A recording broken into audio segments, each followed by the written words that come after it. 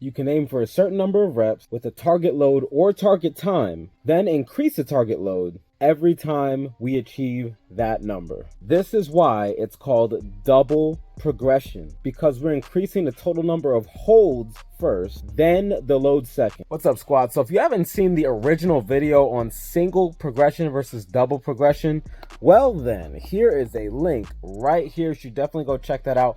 Why? Because it's a good idea to get well versed with the overcoming isometric training, all right? Because it's not at all like your typical yielding isometric planks and wall sits in 6 inches. It's very different. It's a very different beast. And we want to make sure that we are maximizing this style of training. Now, this style of progression called double progression can really only be achieved with a dynamometer and the overcoming style. Both of those variables need to be in place. There is a reason, however, why I wanted to cover it again in detail, and it's because of this one simple fact. The ISO chain is no longer brand new. Quite a few of us on the squad, now we are, I can't believe I'm saying this, we're 2,300 deep. Some of us have already been using multiple different programs, myself included.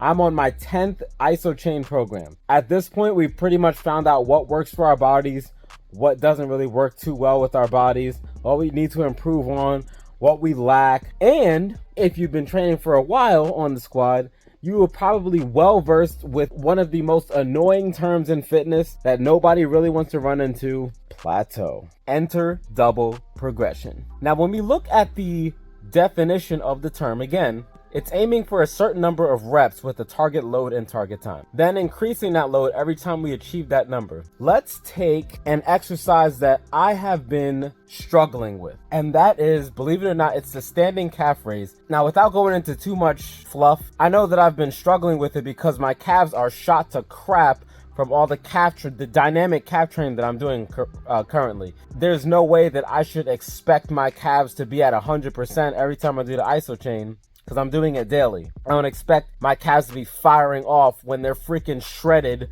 from the previous day's workout. We can only do so much when we're not fresh. So how do we fix that? Using the double progression style. I'm floating around 500 right now. So let's just say the number that I'm struggling to beat is 500. So utilizing the double progression technique, right now I'm doing the 1x6 protocol for calf raise. The number of reps I want to stick with is 1. If I were doing a 3x6 or 6x6, I would go with 3 or 6. The target load is 500. The target time is 6 seconds. Each time I achieve that number, I am going to increase it. For example, if I hit 500, the next calf session that I have, I'm not going to keep the load to beat at 500. If I beat 500 and I get a 501.2, my next calf session, my load that I put in is 501.2. Now it's Tuesday in the hypothetical example. I pull a 501.4. Wednesday,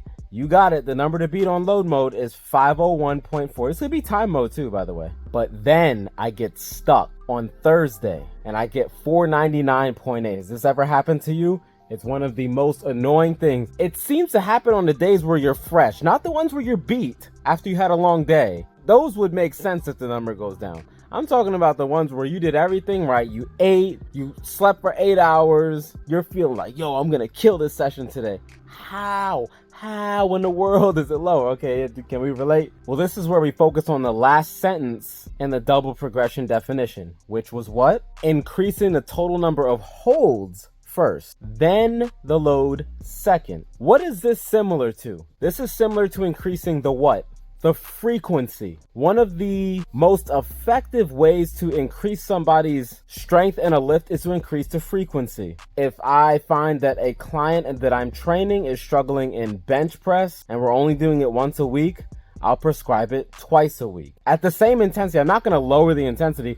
If we're struggling to get 225 pounds, I'm not going to have them do bench press at 225 on Monday and then on Thursday have them do bench press at 185.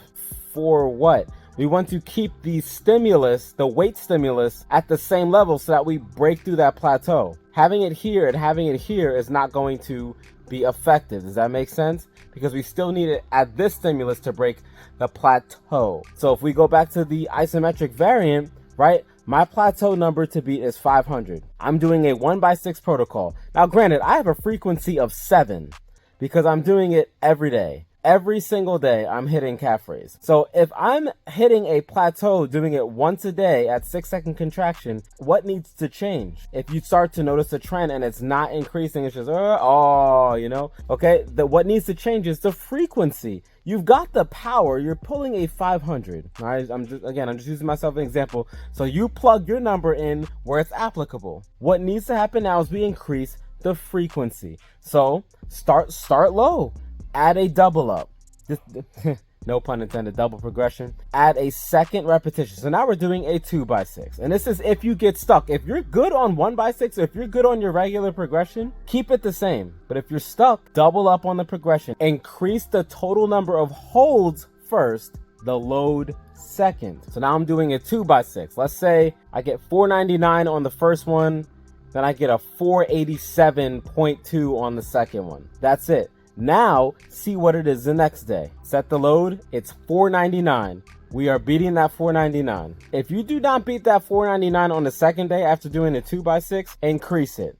Chances are your frequency and the total time under tension is not enough to stimulate continual progression. It would be the equivalent of working out super hard once a week and then having off the next 6 days in a row. Chances are the frequency is not high enough. Now, this might sound counterproductive. We're like, Chris, what are you talking about? Bruce Lee did the 1x6. Remember though, Bruce Lee not only did the 1x6, but that wasn't all he was doing. He was also practicing martial arts. He was also doing cardio, hard by the way. He was also weight training. So you still have all those stimuli for growth. I'm doing the 1x6 and it's still going up. Now my check on my calf rate, by the way, all my other lifts are steadily increasing. My check on the calf is that it might be too much volume. So that's actually going to be a different video. But double progression is one of the best plateau busters that we can use. But what are your thoughts? Have you used double progression in your iso chain isometric training?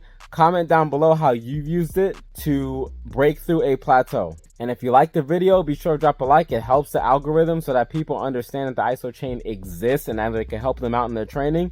Go ahead and comment. And if you're not yet part of No Limit Squad, hit the subscribe button. Come join the squad with us. We are getting strong together. We'll see you next time.